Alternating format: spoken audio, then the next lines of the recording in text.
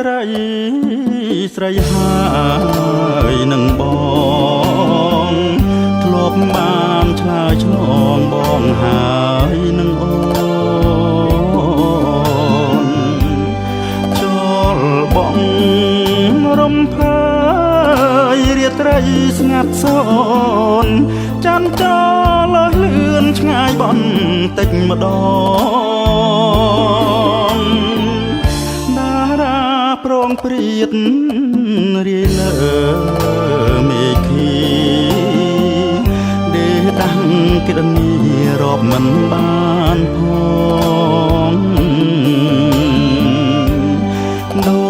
ចជាចិត្តស្នេហ៍របស់រៀមបងស្នេហ៍ឡានួនឡងរៀបរាប់ពុំបានក្លិនអើយក្លិនខ្លួនក្លិនស្ងួនជីវ៉ា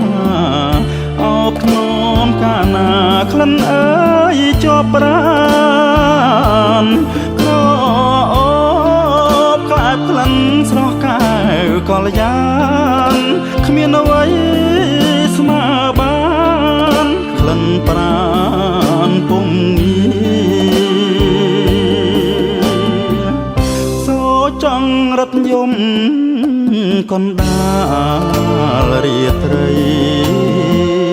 ជួយធ្វើសាក្សីសេចក្តីស្នេហាថាខ្ញុំស្ម័គ្រស្មោះលួងសង្ខាមិនប្រែសាវាចោលស្នេហា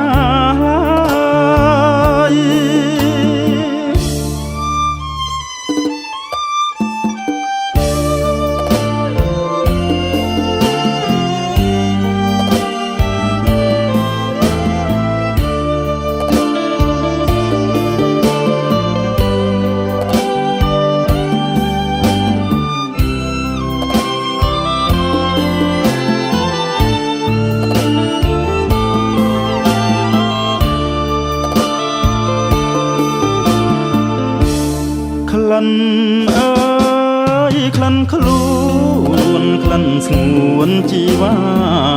អោបធ្នមកាលណាក្លិនអើយជាប់ប្រាណក្រអូបក្លែបក្លិន